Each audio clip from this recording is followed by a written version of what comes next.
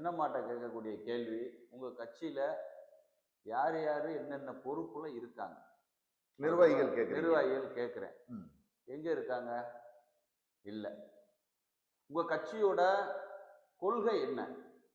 நான் என்ன சொல்றேன், சின்னம்மாவை முதல்வர் ஆக்குவது ஒரு கொள்கை இருக்கணும். மக்களுக்கு நான் நீர்வழி தடங்களுக்கான திட்டங்களை கொண்டு வர்றேன், பாலம் கொண்டு வர்றேன், ரோடு போடுறேன், தண்ணி கொடுக்குறேன், கரண்ட் கொடுக்குறேன், தங்கு தடை இல்லாமல் கொடுக்குறேன் அப்படின்லாம் சொல்லியிருந்தாங்கன்னா அது இது ஏதோ ஒன்று நோக்கி போகிறாங்கன்னு சொல்லலாம். கட்சிக்கு கொள்கையும் கிடையாது, நிர்வாகியும் கிடையாது. பேர் மட்டும் ஒரு லென்த்தியாக ஒரு பேர் அறிவிச்சிருக்காங்க. அதை மனப்பாடம் பண்ணுறதுக்கே எலெக்ஷன் முடிஞ்சிடும், அதுக்குள்ளே முடிஞ்சு போயிடும். நீங்கள் நிறைய பேர்கிட்ட கேட்டு பாருங்க, வேட்பாளர்கிட்ட அவனுக்கு தெரியாது, சின்னம்மா கட்சின்னு சொல்லுவேன், முடிஞ்சு போயிடும்.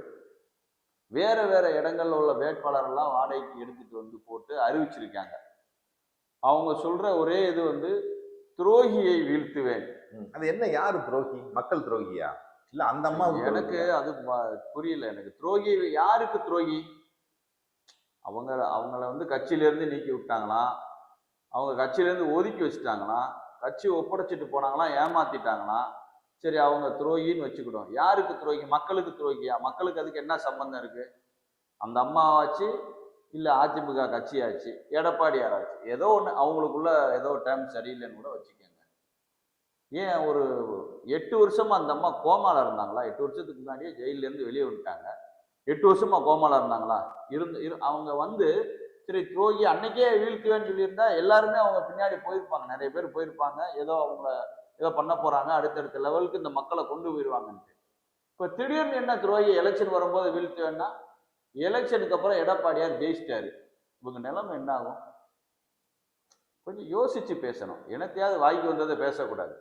இல்லை, அவங்க என்ன நினைக்கிறாங்கன்னா, எடப்பாடி அவர்கள் தோற்றுருவாங்கன்னு நினைச்சுதான் அந்த ஓட்டை பிரிக்கிறாங்கன்ற மாதிரியான ஒரு செயல்பாடு. எல்லாருக்கும் சார், எல்லாருக்கும் எல்லா நினைப்பும் இருக்கும், அது நடக்கணும்ல. இப்ப இதுக்கு யாரு அவங்க பகடக்காயா பயன்படுத்துறாங்கன்னா, தேவர் சமூகத்தை பகடக்காயா பயன்படுத்துறாங்க. இவங்க என்ன துரோகம் பண்ணிட்டாரு அவங்கன்னா, அவங்கள பொறுத்தவரை ஆட்சி அதிகாரத்தை சொல்றாங்க. இந்த அம்மாவோட சப்போர்ட் பண்றவங்க என்ன சொல்றாங்கன்னா, எடப்பாடியார் துரோகி, சின்னம்மாவை ஏமாத்திட்டாரு, சின்னம்மாவை ஏமாத்திட்டாரு. அடுத்து என்னடா உனக்கு வேற என்னடா பிரச்சனை, சமூகத்துக்கு என்னடா துரோகம் பண்ணாரு, 10.5% இடஒதுக்கீடு அறிவிச்சுட்டாரு. சரி, அவர் அறிவிச்சாரு, துரோகம் பண்ணாரியா? ஸ்டாலின் வேணாம்னு சொல்றாரா? ஸ்டாலின் வேணாம்னு சொல்றாரா? சுப்ரீம் கோர்ட் வரைக்கும் போய் அதை அமுல்படுத்துறதுக்கு போராடின இயக்கம் திமுக இயக்கம்.